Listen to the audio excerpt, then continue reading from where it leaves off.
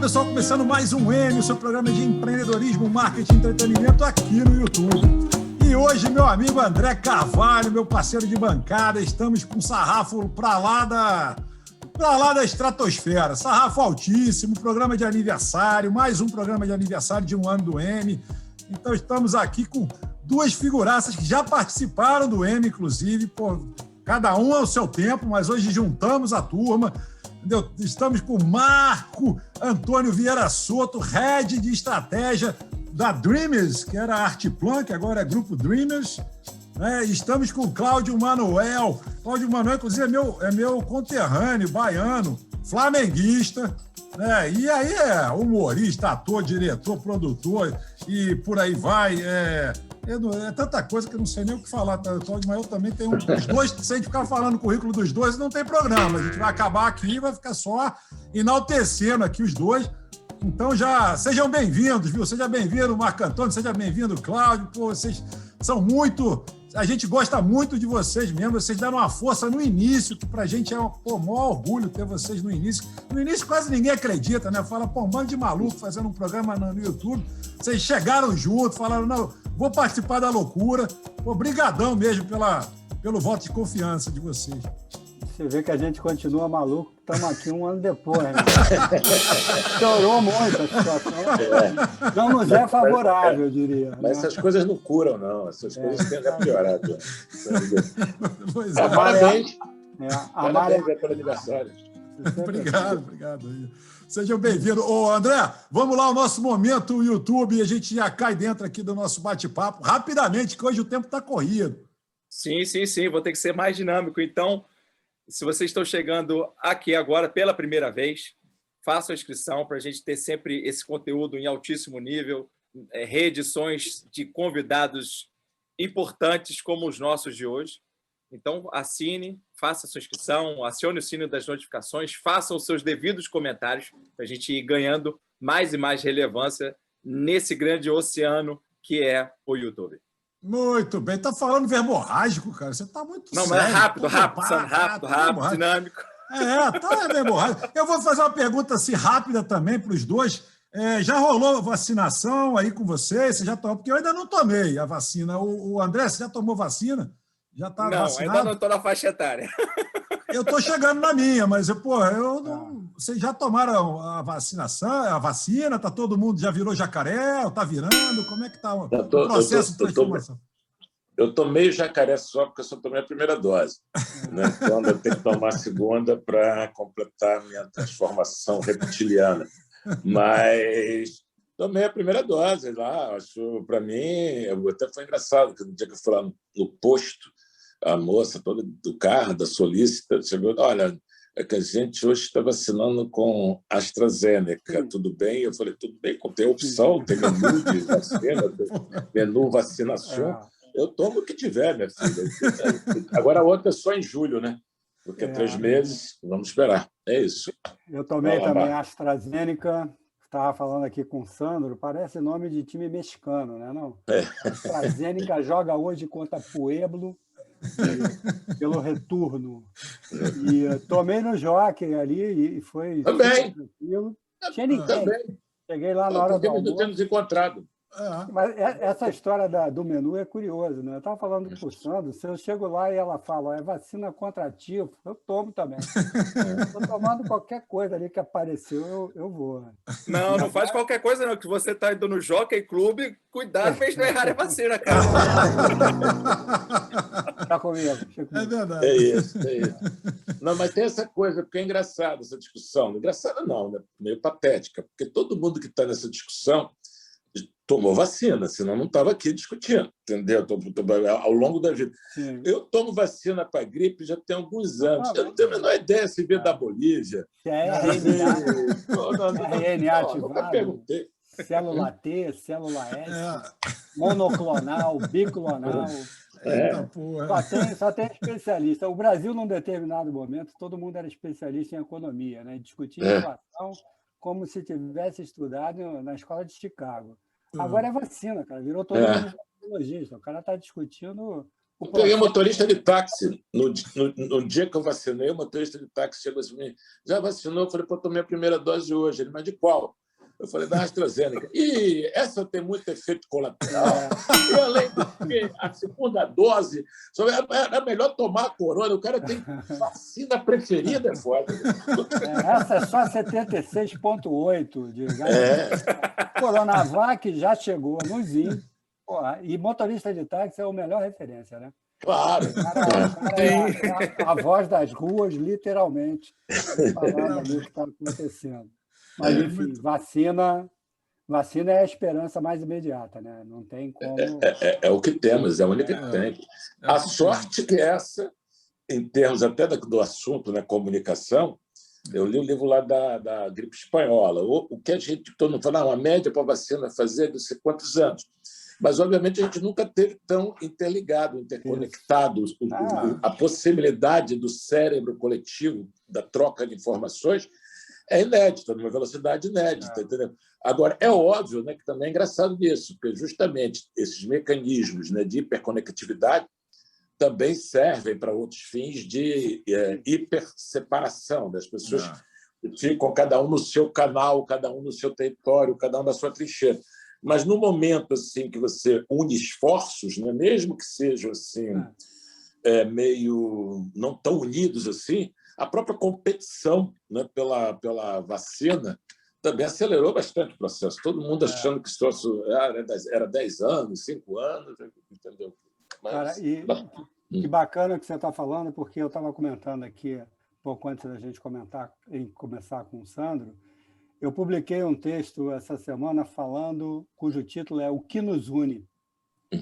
Porque o que nos separa nós já sabemos de cor e salteado. Ou a gente começa a montar uma agenda com aqueles amigos, eventualmente, que a gente tirou ali do Facebook, das redes, procura lá o que fazia que a gente fosse amigo, cara, e recomeça a conversa por aí, porque o que o Cláudio falou é que não é nem necessariamente a competição, né, mas é a ideia do compartilhamento de informação e o Big Data, cara. Foi o Big Data que fez essa história funcionar, porque em vez de fazer 20 exames, 20 testes em 1 hora, o Big Data faz 1 milhão de testes. Então, ele vai chegando nessas possibilidades de uma maneira muito mais rápida, mas eu acho que está na hora da gente voltar a tentar descobrir o que nos une, cara. Por exemplo, somos todos flamenguistas. Opa, isso aí já é um grande motivo de união. Aí ferrou, né? Porque aí vai para esse assunto, a gente não volta mais. Aí, Sandro, a gente está abrindo a porta para mim, Sandro. Não vamos para o futebol, não. Se for para o futebol, a gente não vai voltar. Mas aqui não tem discordância, É um assunto libertador. Todo mundo acha o Arrascaeta lindo. Cláudio, vai ter discordância. Rogério Ceni é bom para discórdia. Rogério Ceni bonito. Não, Rogério Ceni não é bonito. Tá. Entendeu? É dúvida. Rogério Ceni é dúvida. O Rogério Ceni é muito simples. Ganhou, é lindo. Perdeu, é feio. É verdade. E não pode ter séries de derrotas, não, na primeira. Não é tipo velho, que nem JJ, a gente ainda tinha condescendência. Ô, gente, eu quero aproveitar aqui para costurar o papo exatamente com essa pegada da comunicação, né? O processo de comunicação antes, durante e pós-pandemia. Quer dizer, pós-pandemia a gente vai só elocubrar. Mas com relação... Tem uma coisa, um fato agora que aconteceu que me chamou a atenção, eu vou contextualizar. É um fato só, mas tem vários. E isso aconteceu agora. Se eu não me engano, foi ontem ou anteontem. A Assembleia Legislativa de São Paulo vota um projeto de lei que proíbe a divulgação de campanhas publicitárias que apresentem diversidade LGBTQIA+, em seus conteúdos. Ou seja, cara, isso está um zum em São Paulo, a África, DPZ... Aqui também. Pois é, está um zum Mas eu entendi que proíbe... Proibiu. Proibiu. Quem é o pai desse projeto? Adivinha. A autora... Eu quero o nome só, partido eu já imagino. Pois é, rapaz, abaixa a PL 504, aqui não diz o nome da autora, mas eu peguei o nome da autora, sim. Bom, eu vou vendo aqui, eu vou te falar já. Sim, mas vem cá, deixa eu perguntar, mas já passou ou vai passar? Não, vai para votação? está em discussão. Não passa, não. Isso não passa, não. Essa pauta conservadora, né, a gente pode concordar ou discordar, mas é o que está trazendo essa história, porque você teve campanha do Boticário, enfim, várias campanhas nos últimos tempos em que você mostrava o mundo real, né? Que é o que está aí. Quando você vai para a rua, vai para o restaurante, vai para qualquer lugar, você encontra as pessoas, né, com a liberdade de ser aquilo que elas optaram. E eles querem proibir isso na propaganda. Cara, que absurdo. Eu acho um absurdo. Eu acho que isso não passa. Eu acho que isso não passa. O próprio autor do projeto já ganhou o que queria, que é o holofote, que a gente está discutindo aqui exatamente porque é a única chance da gente saber o nome dessa pessoa, não sei o quê. Eu acho que isso não passa dentro da correlação de esforço da sociedade, ainda mais em São Paulo. Eu acho que não passa mesmo. Assim. O que eu acho complicado mesmo, aí voltando à questão das ferramentas, que tanto pode servir para um momento maravilhoso de atacar o inimigo comum, o vírus, sei lá, o meteoro, sei lá, o que vier, uma invasão alienígena. Agora, no dia a dia, o cotidiano, ela não separa muito, né? Tanto a própria onda conservadora dita, por exemplo, assim, eu tenho a tese que conservador, por ser conservador, ele só chega atrasado numa festa que começou há muito tempo antes. Por exemplo, isso começou na ala progressista, mudando a letra de Atirei Pão do Gato, censurando Machado de Assis, correndo atrás de Monteiro Lobato, fascinando o passado. Então, você começa na ideia de uma fúria contra o que existiu. E você não quer educar as pessoas a partir do que existiu, você quer eliminar o que existiu. Isso é uma coisa para mim. Acabei de conversar também com um amigo meu que estava envolvido num projeto aí sobre as mulatas do Sargentelli, e você não pode falar mulata, entendeu? Porque é ofensivo. Então, essas pessoas existiram. Você pode até discutir, olha, naquela época se falava mulata, hoje não se fala mais mulata. Mas a ideia de que você não pode falar, a pessoa vem em nome do bem com uma prática extremamente danosa. Aliás, eu acho que todo mundo que faz práticas danosas nunca sempre é em nome do bem. Ninguém sai de casa dizendo para a mulher, hoje vou fazer uma cagada homérica. Não, você vai fazer uma cruzada. Bom, o que acontece com os nossos meios, né, é que a gente tem isso aqui. Hoje, as ferramentas, como todo mundo hoje é mídia, todo mundo disputa audiência, todo mundo virou veículo de comunicação, assim, várias coisas foram subvertidas, muitas para o bem. A democracia do acesso, as ferramentas, a possibilidade da gente estar aqui conversando. E outras que a gente não sabe onde vai dar, porque você tem, obviamente, aí algumas questões muito complicadas. O sumiço, a desaparição do que é público, do que é privado. A possibilidade de você ficar muito raivoso, muito violento, muito indignado com um troço que você nem passou na porta. A ideia, por exemplo, você ter o lazer do outro te incomoda de um jeito inédito. O camarada ficou... Quando você vê aquele vídeo do MASP, que deu origem à questão da onda conservadora, do cara... Não sei nem se era o MASP, do cara nu lá dentro. Quando você vê o vídeo, tem 50, 60 pessoas, sei lá quantas pessoas assistindo o vídeo, ninguém com cara de chateado. E milhões de pessoas que ficaram indignadas e não só não foram àquele museu, como provavelmente não foram a nenhum na vida, ou pouquíssimo na vida. Então, essa chance, essa diluição, tudo é muito novo. O que é privado, o que é público, o que é restrito, o que não é restrito, o que é passado do que é presente. Crimes insepultos ou erros insepultos são exumados toda hora, porque o cara falou há 10 anos atrás, sei lá o quê, porque tuitou não sei o quê. Então, fica essa arqueologia da perseguição, que acaba tendo também uma coisa muito doida, muito nova e muito perigosa, que é a extinção do perdão. Você nada mais, tudo é imperdoável, tudo não tem gradação de punição. O camarada que fala uma besteira ou faz uma besteira, ele na vida real ele é punido com, sei lá, cesta básica, 20 mil anos de cadeia, o que for. Aqui parte-se de um linchamento digital em segundos, e como todo linchamento, a chance de ser justo é nula, exatamente porque ele surge em segundos. Então, você tem aí 1000 coisas dessa questão, que vai desde o camarada que se acha no direito de impedir uma publicidade com presença LGBT, sei lá como é, Até o camarada que acha que tem que ser obrigatório a presença de um LGBT, porque há questões aí que existe, não é que existe uma onda conservadora. Nós temos uma população de valores muito conservadores. A base, o conservadorismo é uma coisa que não é questão que o cara não quer que o mundo mude. O cara é o cara da tradição, o cara é religião, família. Isso lá atrás é o que exatamente os que revolucionários queriam subverter, são com os mecanismos de opressão, que realmente é igreja, família, Estado. O tradicionalista, o conservador, ele é igreja e família para caramba. Isso você descreveu 80% do povo brasileiro. Entendeu? Com isso. Então, você convive com isso. Os caras, os 55 milhões que votaram no Bolsonaro, é um número tão parecido com os que votaram na Dilma e com Lula que você desconfia que muita gente é a mesma pessoa. Não foram 55 milhões de fora e vieram outros 55 milhões do Paraguai ou da Lua para votarem em outro. As pessoas são as mesmas. Então, a gente tem uma baixíssima base educacional. Nós temos um crescimento enorme das igrejas presbiterianas, nós temos um preconceito enorme contra as pessoas que... Eu conversei com uma amiga minha, uma atriz famosa, não sei o quê, perguntando com ela, ela falando exatamente isso, da polarização, do ódio, que a gente precisa encontrar um termo, alguma coisa em comum para a gente ultrapassar, fazer alguma ponte. Eu falei assim, que foi isso, exatamente como a Antônio falou. Aí eu cheguei, só para encerrar, eu cheguei para ela assim, então tá, vamos lá fazer um exercício. Quais são as mínimas coisas que você aceitaria do outro lado, do lado que você acha que é conservador, retrógrado?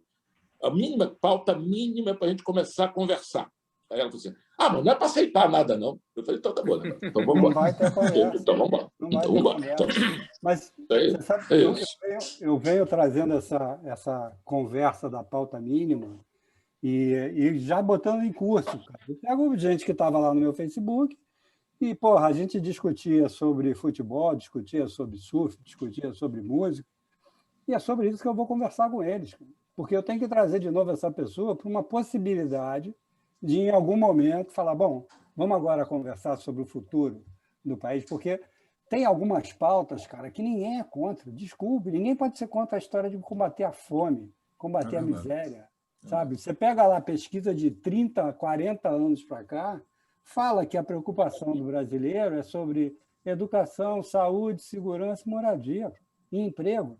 Não muda, não muda. Está todo mundo pensando em como é que a gente consegue mitigar esses problemas, mas o que está por trás dessa pauta de diversidade, eu acho, é uma coisa bacana e que, como você falou, Cláudio, no início das redes sociais, eu já estava lá dentro do terceiro setor, eu falei, pô, que bacana, eu agora vou poder divulgar aquilo que na grande não consigo chegar como assunto. Né? Vou falar sobre pessoas com deficiência na grande mídia, não vai. Mas, ao mesmo tempo que essas causas muito bacanas apareceu o outro lado, cara, porque o que você falou, o brasileiro é conservador. O que aconteceu com a chegada do Bolsonaro à presidência é que eles se sentiram mais confortáveis para expor esses pensamentos de uma maneira que não conseguia tanto, porque tinha uma sanção social ali que não deixava isso acontecer da maneira como aconteceu. E veio forte. E, de novo, o problema não é a existência, né, de uma opinião diversa da minha. O problema é não se poder conversar a priori. Falo, não quero falar. Por quê? Porque você é isso e eu sou aquilo. Desculpa, amigo, aí não vamos mandar para lugar nenhum. Né? Mas a pauta que ela aparece, e, de novo, acho que o problema maior da discussão é virar um decreto. E, por decreto, não pode mais mostrar, entendeu? E isso afeta diretamente o meu negócio aqui como publicitário. Você já tem isso, Marco, porque você já tem hoje vários perigos. Né? Obviamente, o bolsonarismo é um deles, o populismo sempre foi, sim, obviamente, e as próprias demandas históricas aí, que não mudam, mostram a falência do projeto nacional, do fracasso que nós conseguimos construir, que você chega a ser, que tudo que você falou, da fome, a educação, né? Tudo isso digamos assim, a pobreza brasileira pagou e não recebeu. Ela é tributada, ela é confiscada do suor do seu trabalho, para uma coisa que não virá. Né? Qualquer coisa que seja ter a palavra pública, ela ou será de baixa qualidade, ou será perdulária, ou não acontecerá, ou será desnecessária. A única coisa pública que realmente funciona é a arrecadação. Se você esperar por segurança, saúde, saneamento, transporte, tudo complica. Então, obviamente, nós temos aí uma não construção. Nós temos o meu pirão primeiro deveria estar bordado na nossa bandeira. A gente tem, em plena pandemia, com 400 mil mortos, aproximadamente, o Supremo Tribunal proibiu que qualquer esfera municipal, estadual ou federal faça corte de salários ou benefícios. Ou seja, você está morrendo de gente pagando auxílio gasolina, auxílio creche, auxílio vestuário, entendeu? Pensão para filha de militar que não casa, para não sei o quê, para poder ter pensão. Só se você pegar de super aposentadorias, 1 milhão das maiores aposentadorias do Brasil, que são 0,5% da população, nem isso é que é elite, 100% são do setor público, 80% são do judiciário e do legislativo, e 1 milhão das maiores aposentadorias consomem mais que o orçamento de saúde. Entendeu? Isso chama concentração de renda, isso chama impossibilidade. A gente está botando uma massa favelada, desempregada e agora subnutrida para trabalhar, para sustentar penduricalho, que é o tal do direito adquirido, que está como cláusula pétrea, que é o meu pirão primeiro em forma jurídica. Entendeu?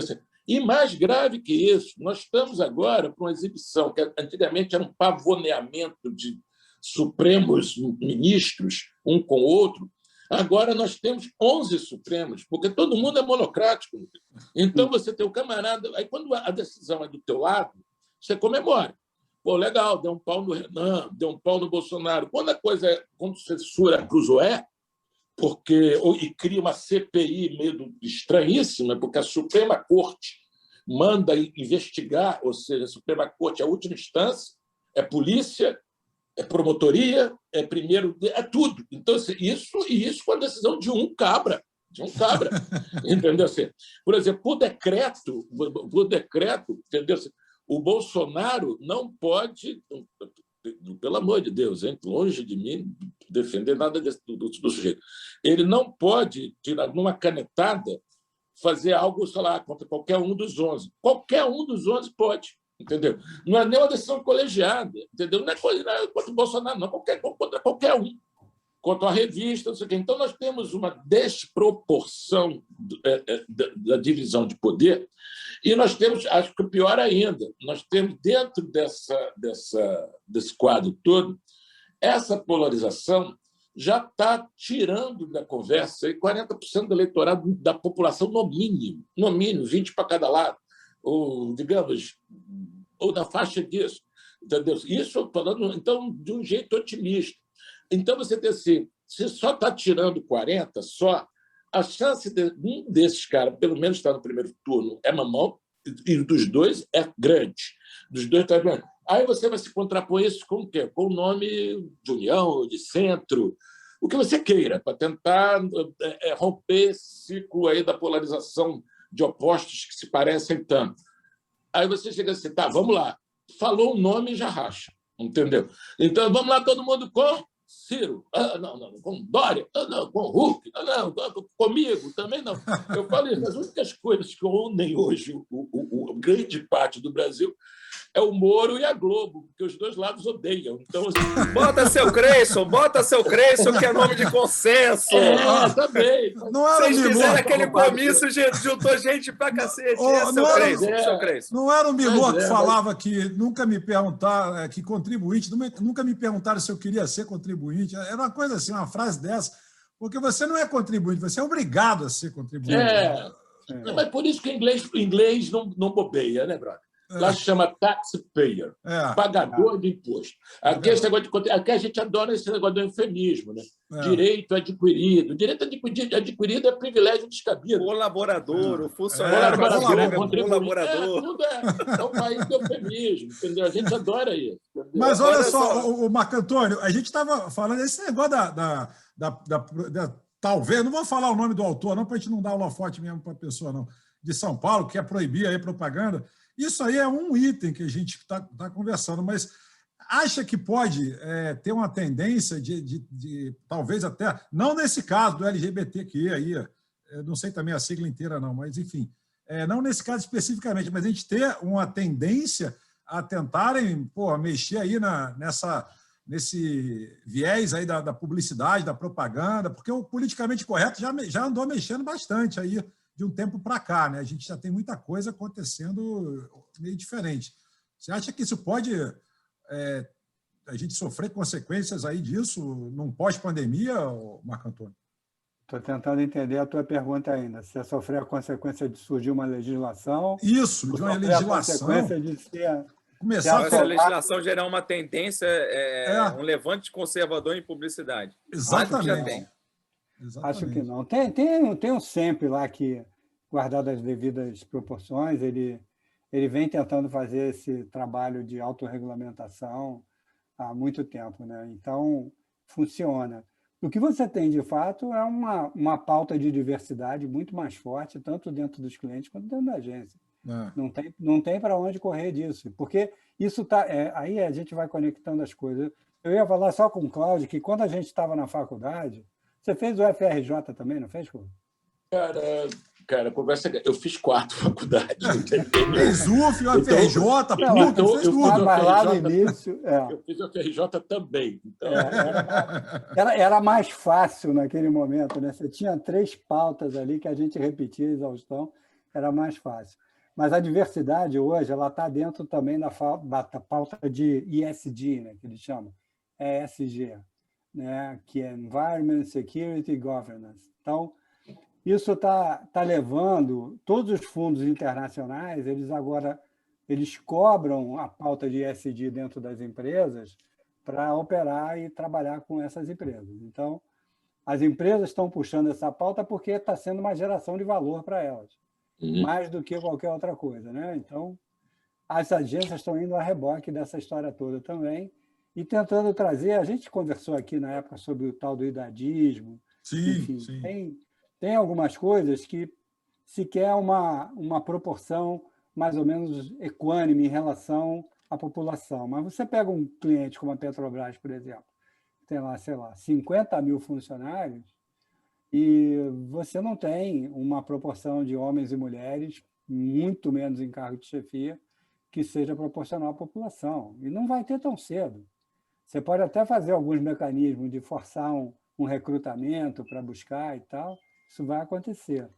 E na comunicação é uma história parecida, aí é um pouco do que o Cláudio falou, você pega lá o passado, não aparecia ninguém, não aparecia preto, não aparecia mulher, a mulher era colocada numa posição. A minha ideia de vida, e eu procuro trazer isso para tudo, é daqui para frente, cara. Eu não posso viver o passado. Então, aonde eu tenho chance de atuar é no presente em relação ao futuro. E é o que eu tenho feito. Eu tenho provocado reflexões sobre a questão da idade para um monte de gente. Como é que vai ser daqui para frente? Entendeu? Porque a gente olha também para a questão da idade aqui, da nossa referência, classe AB, né, branca, Zona Sul, né, da nossa caixinha aqui. Pô, mas pega aí a questão da idade, quando você vai descendo nas classes sociais, cara, é assustador. É assustador o que está passando, somado agora à miséria que já existia, somado agora com a fome e com a falta de perspectiva, cara, que é o pior dos piores, porque eu estou aqui ferrado e eu não tenho ideia do que vai acontecer nos próximos 6 meses, que cada hora muda a regra do jogo. Então, uma hora eu posso voltar a trabalhar, outra hora eu não posso. Aí está dando lá vacina para grupos de risco. Grupo de risco, para mim, é caixa de supermercado. Que está lá. É verdade, cara. Passa milhares de pessoas ali, motorista de ônibus. Não, você tem...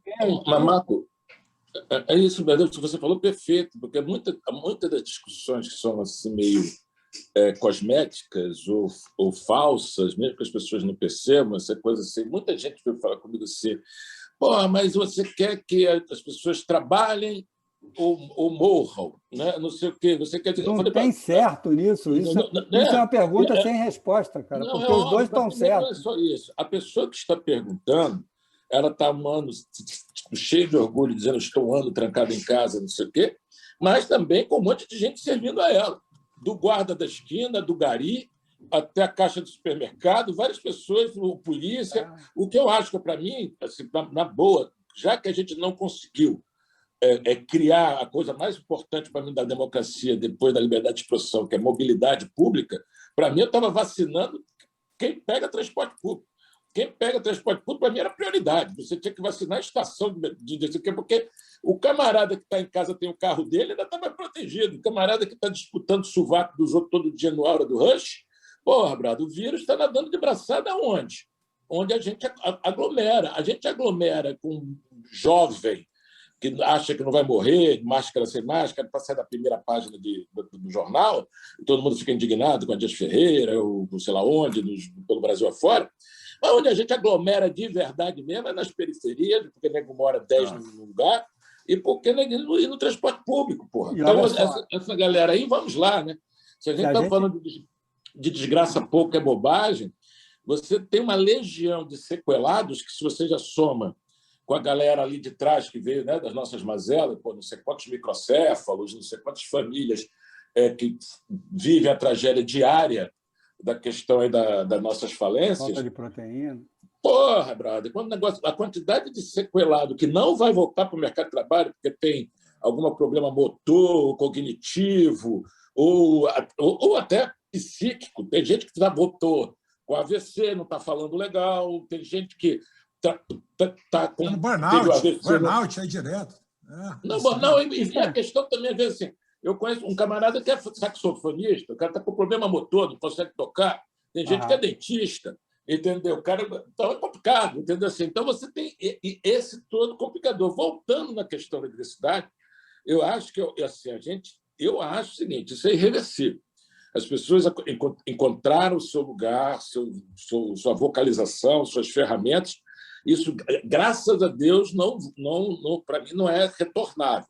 O que a gente tem que estar falando sempre, quando a gente fala disso tudo, a gente não só fala da nossa bolha, a gente fala das nossas latitudes, da civilização ocidental. Nada disso que a gente está falando aqui vale, por exemplo, a liberdade de igualdade para a mulher, gays, minoria, vai para isso em grande parte da Ásia, em grande parte da África, em grande parte do mundo islâmico. Isso não rola. Essa discussão não rola. Entendeu? O que rola é uma discussão, entre aspas, para caramba, nossa. Entendeu? Então, a gente vê isso como um futuro da humanidade, do planeta, a pauta progressista, de uma certa forma, progressivamente sendo trazida. Agora, ela, para ser default, ser introjectada, ela ser... Aí é outra questão, porque são questões culturais também muito fortes. A questão, por exemplo, de você ter a disparidade de gênero dentro, por exemplo, de uma empresa grande como a Petrobras, não é só uma questão de uma decisão assim malvada de quem esteve lá nos últimos tempos. Basicamente, quando você vai... Eu fiz engenharia. Quando eu fiz engenharia, nos anos... Agora mudando isso, mas eu entrei na engenharia em 78, a gente fazia uma piada que era o banheiro homens e da mulher a gente botou Raquel, entendeu? Que só tinha uma menina. Entendeu? Então, essa base salarial que tende a ser maior no ramo das atas ainda é a grande desproporção. Não que não tenha que ser, mas ainda tem o fluxo de humanas é muito mais feminino e o fluxo de exatas é muito mais masculino. Já foi bem mais, muito mais. Eu fiz uma mas ainda é. Entendeu? Ainda é. Começa a fazer a pergunta para os dois, dá uma interrupção. Baseado em tudo que a gente falou, até pelos mecanismos de eletrônicos que permitem, e todo mundo tendo voz, vocês acham que está havendo muita comunicação e pouco sentido? Essa pergunta foi complexa. Aí eu vou chegar lá no Ferdinand Saussure, lá significado, e, porra, não vou conseguir sair dela. Caraca, meu. Faz uma pergunta mais fácil aí. Eu tive que sintetizar minha participação, vocês falaram tanto oi. Não, mas vou começar pelo final da prova. Essa aí eu não sei responder. Eu acho que é basicamente isso que a gente está falando, que, na verdade, os mecanismos que servem para a gente ter feito uma vacina em tempo recorde também servem para todo mundo ficar gritando sem ouvir ninguém. entendeu? Assim, todo mundo no seu quadrado, assim, não só preocupado só com o seu quadrado, mas também assim odiando os quadrados em volta. E mais ainda, os quadrados se fragmentando. Tem um livro do Antônio Risério, que ele fala um negócio sobre fascismo identitário dos movimentos identitários, que ele diz assim, que é a ideia de que uma humanidade comum, uma espécie comum, um planeta, essa coisa vai ficando cada vez mais distante, porque na ideia também dos próprios movimentos reivindicativos, que são justos, claro, eles também vêm rachando a cada vez mais. Por exemplo, a lésbica negra já vê com antipatia a lésbica branca. A lésbica negra gorda já vê com antipatia a lésbica negra magra. Entendeu? Então, isso não é só uma piada, isso realmente vai afastando assim, gente que era muito próxima, gente que tem muito mais. A quantidade de gente, por exemplo, de feministas de esquerda, recentemente canceladas, por causa de discussões com a causa trans, por exemplo. E você pode achar que os dois lados têm razão. Mas é muito estranho que uma mulher feminista, com 40 anos de liderar a causa, de repente virou nazista. Ela não virou nazista, ela está sendo acusada de ser nazista porque ela tem uma discordância com outra coisa lá. Então, a discordância já vira o ódio, o inimigo. Se você discordar de mim, ou você é fascista ou comunista. Não, você só não concorda comigo. Entendeu? Você discorda de um ponto ali comigo. Entendeu? Então, essa ideia de você buscar não só o cabelo em ovo, como também a ideia de que qualquer cabelo em ovo serve para classificar o outro como inimigo, não só como alguém que tipo assim, não tem o mesmo time que você. É aquela coisa que a gente é no Maracanã. Torcedor, o outro time não é seu inimigo. Entendeu? Então, essa coisa de arquibancada, que você vê o camarada com outra camisa, quando você quer um cara que você quer matar, entendeu? Porque você falou fly, ele falou flu, é óbvio que dentro do campeonato, dentro do futebol, é justo isso. Claro, a gente quer tá certo, a gente tem mais aqui. Eu estou brincando. Mas futebolizou tudo, né, cara? Não é que tudo virou Fla-Flu, menos o Fla-Flu, que não tem essa graça toda mais, porque a gente está em outro patamar. Mas é isso. Você sabe que tem um camarada chamado Timothy Clark, que ele escreveu sobre segurança psicológica. E tem uma frase lá no livro dele que fala o seguinte, que é: quando você faz a escolha pela diversidade, você não faz escolha. Que é um pouco essa história da interseccionalidade, que agora começa a se discutir bastante, que é isso, o cara é um cara mais velho, então ele tem um problema do idadismo em relação a ele, mas ele olha para a mulher ainda de uma maneira completamente preconceituosa. E aí tem uma outra conversa que eu tive outro dia, que fala sobre preconceito e discriminação. O preconceito, cara, é muito difícil você tirar da pessoa, porque é isso, é fruto de uma cultura, de uma formação. A discriminação você pode ensinar.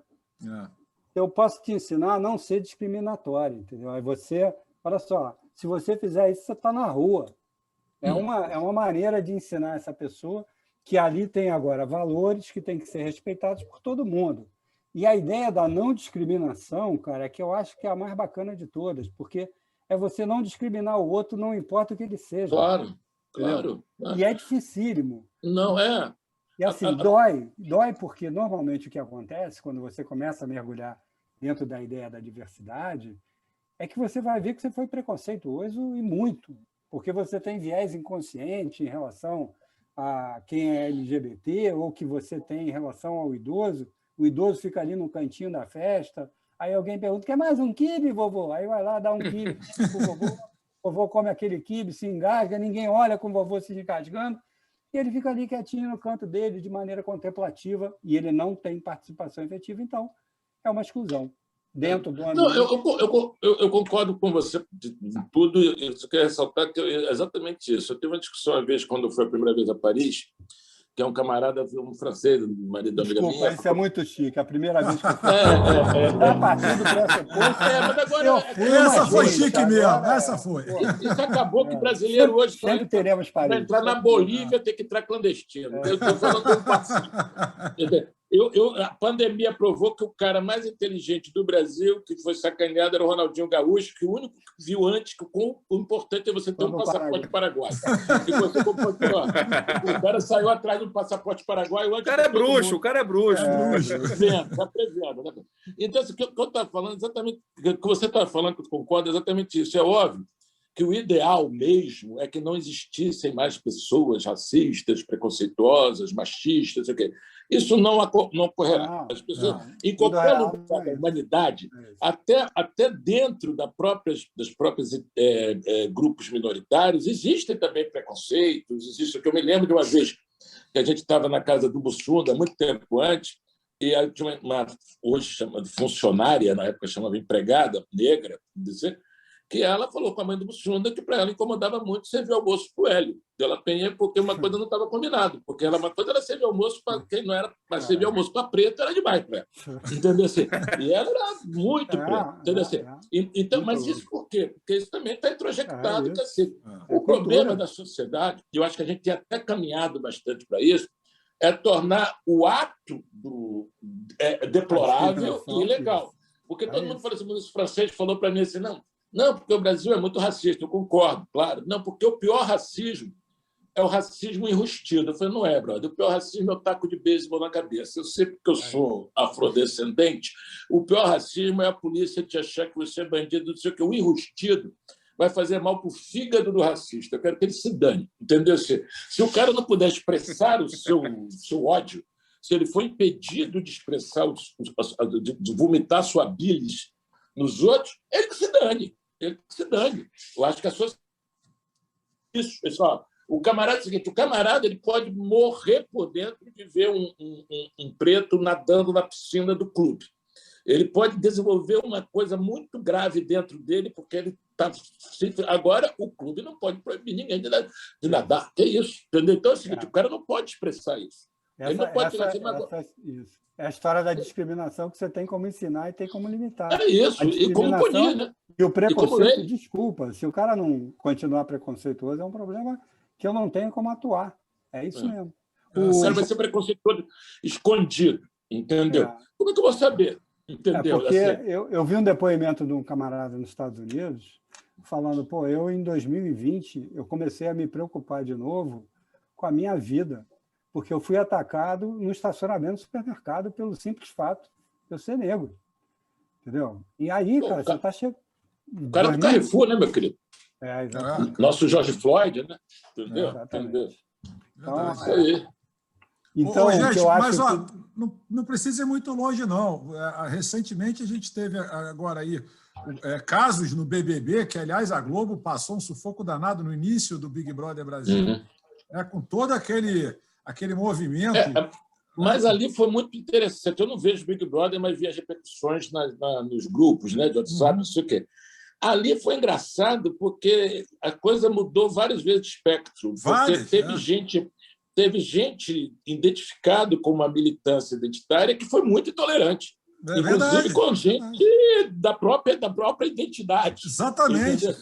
Então, ali desfilou um negócio, tanto a questão do preconceito puro e simples, como todo mundo conhece, né? Pô, teu cabelo, né? Pô, teu cabelo, negão, cabelo ruim, cabelo doce, essa coisa de falar do cabelo do cara. Do cabelo, da peruca. Mas também a ideia de que não, você não é bissexual, não, você está sendo bissexual só para você levar dedo na cara de uma militância também, que virou também a diferença entre a militância e a patrulha, a ideia entre o movimento e o aproveitamento, tudo ficou muito cinza, tudo ficou muito turvo, cada um tem que saber.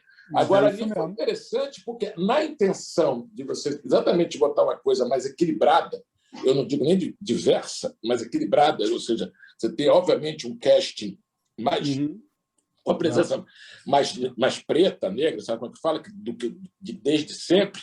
E você teve ali embates, principalmente com as duas que ficaram mais famosas, a Carol Conká e aquela moça Lumena, né? Lumena, que trabalhou com o Felipe Neto, que polarizaram mais isso, tanto que eu sei de coisas pra caramba sem assistir o Big Brother. O negócio chegou né? Não tem como não saber. Só se você estivesse em coma, né? Porque até em coma eu acho que tinha como saber. Então, mas essa coisa está muito presente, cara. E também está presente para o bem, na ideia de que exatamente as pessoas que não tinham voz têm. Eu vi isso no humor, porque obviamente, a gente veio da época do regime militar, onde o Estado atuava como regulador de conteúdo, como censor, como punidor, eu falei, saiu o Estado e não tinha chegado o algoritmo. Então, era uma época que podia tudo, tudo. Não tinha limite, todo mundo como no baú represado, e obviamente, né, as pessoas não tinham a conversa, o raciocínio sobre, digamos assim, o que certas coisas poderiam causar, ou certos danos poderiam ser causados em pessoas que você nem tinha o feedback. Porque o feedback, antigamente, era uma carta pelo correio. Entendeu? O sujeito tinha que ficar muito injuriado da vida para escrever uma carta reclamando de alguma coisa que você fez. Hoje em dia, o feedback é imediato, ele é poderoso, ele deu voz e ele é até perigoso, porque ele também pode ser robótico, ele pode ser mentiroso, ele pode ser fake. Muito. Então, tudo é mais confuso e vai ficar mais. Daqui a uns anos, nem eu, nem você vamos ter certeza se você é você mesmo ou sou eu mesmo. Eu já não tenho isso há muito tempo. Essa incerteza do ser, né, já me acompanha. Muito bom. Mas você falou uma coisa, essa história das redes sociais é curiosa, e puxando agora um pouco só para a história de trabalho, é que antigamente tinha um negócio que se chamava a empresa B2B, né? De empresa, não existe mais empresa B2B pura. Toda empresa hoje é B2B2C, cara, porque se ela faz alguma coisa que está fora daquilo que é a expectativa em relação à sociedade, cai de porrada de uma maneira assim, assustadora. A gente atende Vale lá, né? Então a gente viu exatamente isso. Vale é uma empresa B2B, né? Ela vende para terceiros que são empresários. Mas o que aconteceu com a imagem dela em termos de reputação depois de Brumadinho foi assustador. Ela vem recuperando, mudou. E tem uma frase que a gente levou para lá, que tem um pouco a ver com uma história que o Cláudio falou lá no início, que a frase é perdoar talvez, esquecer jamais. Porque realmente você não pode apagar da tua memória aquilo que você viveu. Então você não consegue, vou esquecer a partir de hoje.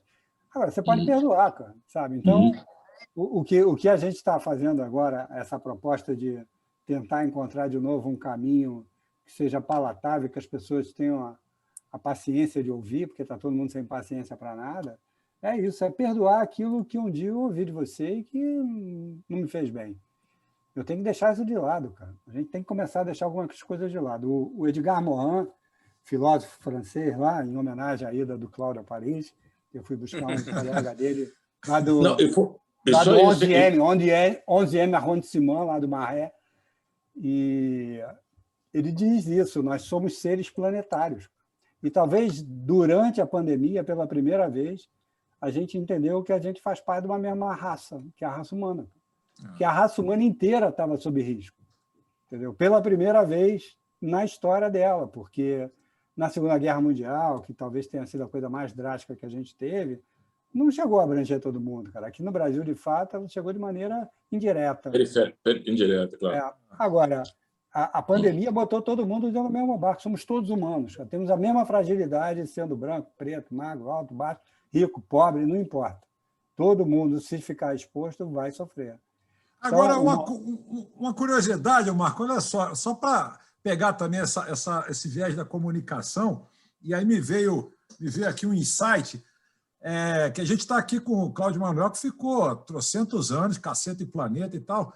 Será que o Cacete e Planeta hoje ia bombar, ia ser aquele divisor de águas como foi no passado? Será que hoje teria espaço para o Cacete e Planeta no sentido daquele humor mais inteligente, mais ácido? Né? Porque eu sou fã, eu sempre fui fã de vocês, do Cacete e Planeta. Já que a pergunta atinge diretamente a gente... eu não vou responder.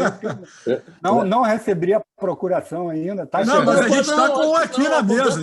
É uma conversa mais genérica mesmo. Mas quando a gente quer transpor uma época... É que nem a discussão do...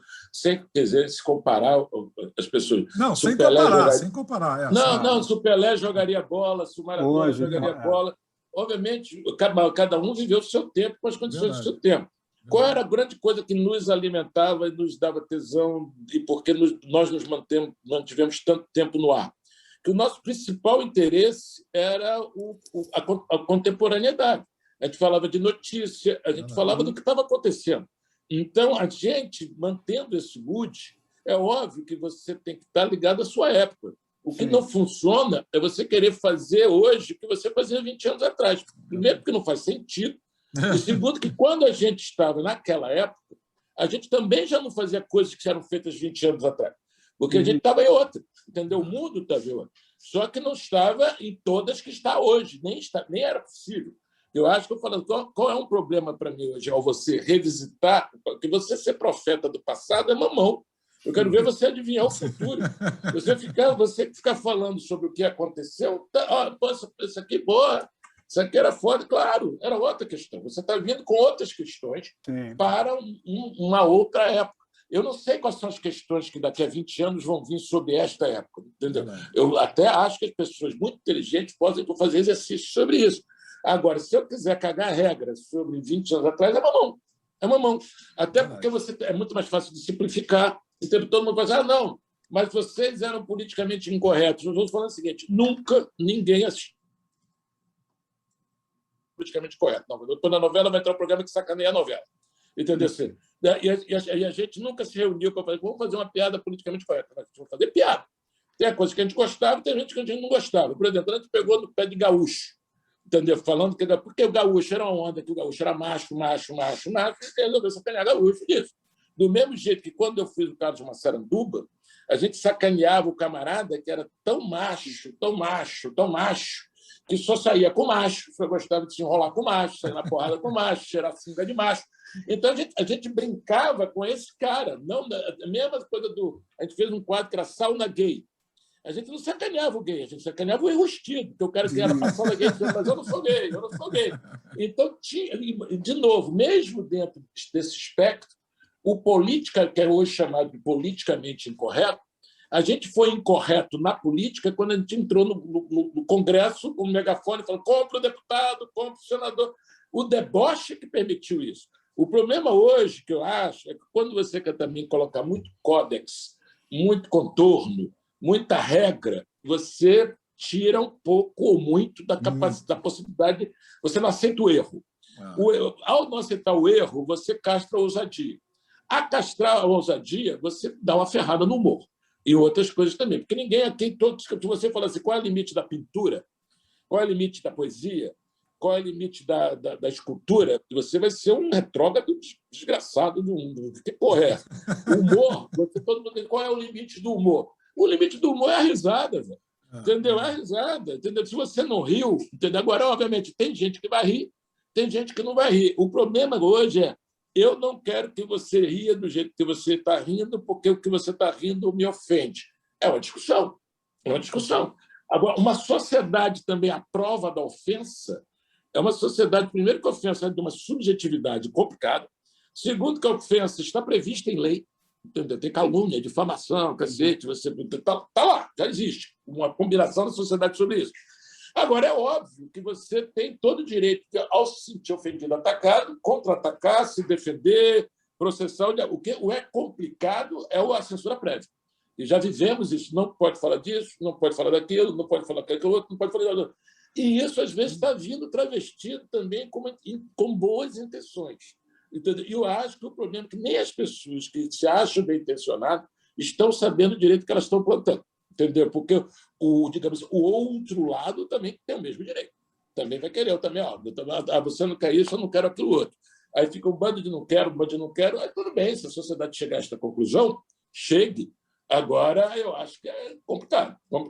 Mas, assim, quanto àquela pergunta lá que você falou dos retrocessos, eu acho que os retrocessos que a gente mais teme, na verdade, são retrocessos meio por trauma passado, golpe militar, censura. Quando a gente está vendo coisas muito mais aí na nossa cara, que a gente não está olhando muito. A gente tem uma metástase, por exemplo, das relações sociais, tanto urbanas. Hoje, por exemplo, o Rio de Janeiro. No Rio de Janeiro você tem a fala milícia. Não é milícia, são milícias. Tem 12 das maiores. Mas 6 facções. Esses caras não vivem mais de vender droga há muito tempo. Os caras vivem de território. Os caras vivem de gato-net, transporte alternativo, construção civil, taxação de comércio, gás. Os caras são Estado. E dependendo do negócio, dependendo do grupo, tem muito mais capacidade de armamento e de defesa do que o Estado. A quantidade hoje de ações. Então, você tem a quantidade de sublevações. Você não tem uma tentativa de golpe militar no Brasil desde 1964. Entendeu? Quantas sublevações você já teve, tirando, obviamente, coisas de bastidores lá, de linha dura, na época do gás, mas que não deu em demissão, na verdade, dos caras. Quantas sublevações de PM você já teve nos últimos 10 anos? 10, 20, 30, entendeu? Então você tem aí... Qual é o perigo do Bolsonaro? Não é Bolsonaro as Forças Armadas. Bolsonaro é capitão. Não tem jeito. A única coisa que o Bolsonaro consegue fazer com o Exército é dar emprego para general. Mandar neles não consegue. O Bolsonaro adora mesmo é o PM. E a quantidade de PM que tem aí, de governador, senador, deputado, já é uma enormidade. Então, a gente devia olhar muito mais para aí do que para o passado, porque o presente, para mim, é mais assustador. Entendeu? Muito mais assustador. Entendeu? Então, eu não acho que o retrocesso vem da onde a gente está esperando, não. O retrocesso já está acontecendo, mas de outro jeito. De outro jeito. Entendeu? Bom, é isso. Gente, vou falar uma coisa. Vocês dois falam pra caceta, mas... Pra cacete! Porque... Toda hora o Sandro fala assim, não, vamos puxar aqui para o lado da comunicação, porque a conversa descambou para outro lugar e ele ficava tentando trazer de volta. Aqui, o meu reconhecimento ao seu esforço, mas... Vocês falam pra caceta, mas é muito bom, porque a primeira vez... todo dia. A primeira vez que eu vejo o André calado no programa inteiro. Entendeu? Porque esse rapaz com a camisa vermelha, ele deu aquela pergunta lá de saia justa em vocês dois, foi. Mas ele, geralmente, ele é o cara que faz as perguntas aquelas mais porradas mesmo, ele faz, e hoje ele ficou... Mas os caras já falaram, meu fechamento é que você ia falar no final, fechar, gente, que eu já sei que vai chegar agora. Não, já está chegando, porque o programa está exatamente agora. Então vou esperar minha vez para falar. Estamos gravando agora o tempo do programa, então eu vou fazer o seguinte, André, já que você ficou caladinho, isso é uma coisa rara, só esses dois aqui que fizeram você ficar caladinho, vou até chamar mais vezes vocês dois, por favor, porque o André não falando, eu achei assim surreal. André, vamos às nossas considerações finais aí, passando depois para os nossos convidados encerrar o M de hoje. Agora, você, por favor, só não vai palestrar muito para a gente não estourar bastante. Não, a gente já teve palestrantes de excelente nível, é o que eu falo. Quando eu vejo assim, que a conversa tá boa, eu não atrapalho. Então, como a gente falou num outro programa, e eu conversei com a outra pessoa dia desse. Quando o juiz, uma partida de futebol, quando ela flui, o juiz, quanto menos aparecer, melhor. Então, numa conversa boa como essa, que rendendo frutos, trazia várias reflexões nesse nosso papo. Eu falei, não, os caras estão refletindo bem, estão fluindo, por que eu vou atrapalhar? Então, a dinâmica é o convidado sempre brilhar, e desse programa foi mais especial ainda, que os nossos convidados brilharam, deram baile, já forneceram esteio para próximos convites. Santos, vai ter que convidar outras vezes. Bora! Vamos sucintamente agora entrar na reta final. Bom, a palavra para os dois, o Marco Antônio, e claro, todo mundo está precisando sair, está todo mundo falando aqui que está com horário. Por favor, agora é com vocês para a gente encerrar. É só vocês não palestrarem. Muito bom a presença de vocês, muito bom mesmo. Brigadaço. Eu também tenho que andar aqui. Bom, eu queria agradecer mais uma vez a chance de estar aqui. E essa conversa foi uma conversa de bar, né? Ela pode marcar na próxima quinta, porque agora a gente vai só mudando a cerveja. Eu acho que ótimo. Não deu tempo. E está corrido hoje. Está corrido. Obrigado, amanhã. Muito bom. Gente, muito obrigado pela presença de vocês. Muito obrigado aí por você na telinha. Valeu, um grande abraço de coração mesmo. Obrigado. Valeu, Marco. Valeu. Tamo junto. Obrigado. Valeu, Pedro.